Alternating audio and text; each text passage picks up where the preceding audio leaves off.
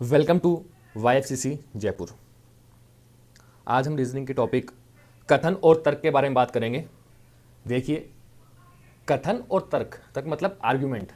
तो हम किसी भी चीज़ पे दैनिक व्यवहार में भी हम किसी से आर्ग्यूमेंट करते हैं, तो याद रखिएगा, जो आर्ग्यूमेंट होता है वो हमेशा मुद्दे से, उस टॉपिक से संबंधित होना चाहिए, ना कि उससे परे। ठीक है, पहली बात तो ये होती है। वो आर्ग्यूमेंट उस चीज़ पर जायज़ होना चाहिए, एप्लीकेबल होना चाहिए। ठीक है, कुछ विशेषता इसके लिए हमने 3-4 नियम देखे हैं जो कि इसमें लागू हो सकते हैं।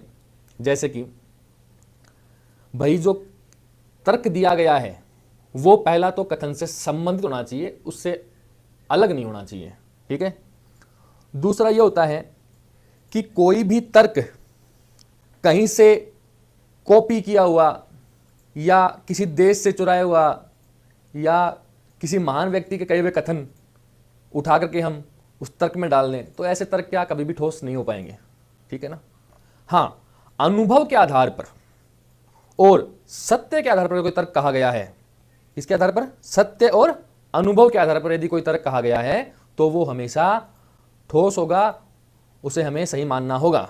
ठीक है, या फिर कोई सामाजिक, राजनीतिक, धार्मिक, कानूनी, इन सब चीज़ों पर आधारित कोई तर्क होता है तो वो भी ठोस होता है, क्योंकि चीज़ें क्या है, लीगल हैं, समाज में चल रही है वो चीज़ें, धर्म के अनुसार है, इसलिए वो भी क्या होते हैं, ठोस होते हैं। कोई द्विअर्थीय तर्क नहीं होना चाहिए कि तर्क से दो तरह के अर्थ निकलते हों, ऐसा नहीं होना चाहिए, एकदम सटीक होना चाहिए वो। ठीक है ना। दूसरी बात, एकमात्र, केवल, इत्यादि या एकाधिकार, सिर्फ, ये सारे शब्दों का इस्तेमाल अगर किसी तर्क में हुआ है तो वो तर्क कभी भी ठोस नहीं होगा।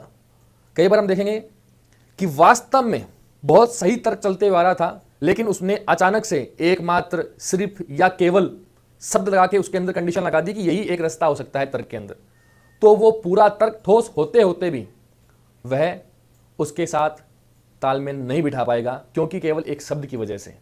ठीक है। दूसरी बात, अगर किसी तर्क में कोई समाधान या कोई फैसला किया गया हो, या वो कथन से सीधा तरह से संबंध रखता हो, सलाह दे रहा हो, तो वो तर्क हमेशा ठोस होता है। ठीक है।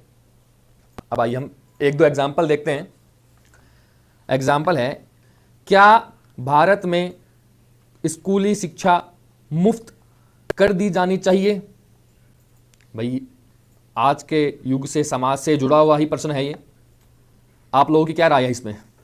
तो देखिए, हमारे सामने दो तर्क दिए हुए हैं, पहले आप तर्क देखिए क्या लग रहा है आपको, फिर इसके ऊपर अपन चर्चा करते हैं। देख लिया तर्क आपने? अब देखिए, पहला तर्क क्या कह रहा है, हाँ, यह साक्षरता स्तर बढ़ाने का एकमात्र तरीका है। इसने कौन सा शब्द प्रयोग किया? देखिए, मैंने अभी आपको बताया था ना, यह तर्क पूरी तरह से ठोस जा रहा था, लेकिन इस एक शब्द ने पूरी गड़बड़ी कर दी। अगर ये सिर्फ इतना ही होता, या हाँ, यह साक्षरता स्तर बढ़ाने का तरीका है, तब तो ये तर्क 100% ठोस होता। लेकिन एक शब्द आया इसके अंदर, कौन सा आया? एकमात्र, और इस शब्द ने इसके ठोस होने के जो 100% चांस सही थे, वो 100% क्या कर दिए? गलत कर दिए, क्योंकि एकाधिकार का बोध करा दिया कि फ्री एजुकेशन के बिना तो हमारा देश निरक्षर ही रह जाएगा। सब जगह फ्री थोड़ी एजुकेशन, कुछ ना कुछ शुल्क तो कहीं भी है, सरकारी स्कूल भी होती है तो भी उसमें एक मिनिमम शुल्क तो है ना। इसलिए पहला तर्क ठोस नहीं है, इसे हम अनुसरण नहीं करेंगे। दूसरा देखिए, नहीं, यह एक्सचेंजर पर बोझ बढ़ाएगा जो पहले ही भारी है। एक तरह से बजट पे बोझ बढ़ाएगा, खर्चों पे बोझ बढ़ाएगा। तो मुझे एक बात बताइए, क्या अगर हम बच्चों को फ्री में एजुकेशन देते हैं, गवर्नमेंट सपोर्ट करती है, तो क्या इससे बोझ बढ़ेगा? सरकार के और भी तो कितने सारे प्रोजेक्ट होते हैं, उनसे तो खर्चा नहीं बढ़ा। और लगभग सरकारी स्कूलों में हम देखते हैं फीस न्यूनतम ही होती है, बहुत ही कम होती है। तो इससे खर्चा कोई नहीं बढ़ रहा है, कोई बोझ नहीं पड़ रहा है इससे। इसलिए ये तर्क देना गलत है कि खर्चा बढ़ जाएगा हमारा, इससे बोझ बढ़ेगा हमारे ऊपर।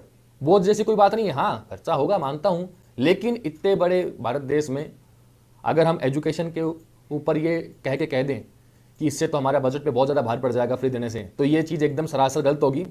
और बहुत सी चीज़ें हैं जिन पे बोझ बढ़ा हुआ पड़ा है पहले से, उनको तो हटा लो, तो ये चीज़ तो कतई ही अनुसरण नहीं करेगी, इसलिए यहां पर दोनों ही तर्क जो हैं वो गलत साबित होते हैं। ठीक है, दूसरा प्रश्न हम देखते हैं इसी तरह का। क्या बच्चों को टेलीविजन देखने पर पूरी तरह से प्रतिबंध लगा देना चाहिए? अब बच्चे टीवी देखते हैं तो क्या उनके टीवी देखने पर प्रतिबंध लगा दें? आजकल तो बच्चे मोबाइल भी देखते हैं, टीवी के साथ साथ कंप्यूटर लैपटॉप सभी चलाते हैं। और अभी हम देख रहे हैं कोरोना टाइम में जो शिक्षा भी दी जा रही है बच्चों को, वो भी मोबाइल कंप्यूटर इनके थ्रू ही दी जा रही है ना। तो अब इससे संबंधित दो तर्क दिए गए हैं। पहला तर्क है, नहीं, टेलीविजन बहुत सी शैक्षणिक तथा सामान्य सूचनाएं देता है। कि भाई ये तर्क मना कर रहा है कि पूर्ण प्रतिबंध नहीं होना चाहिए, क्योंकि टेलीविजन से बहुत सी शैक्षणिक तथा सामान्य सूचनाएं दी जाती है।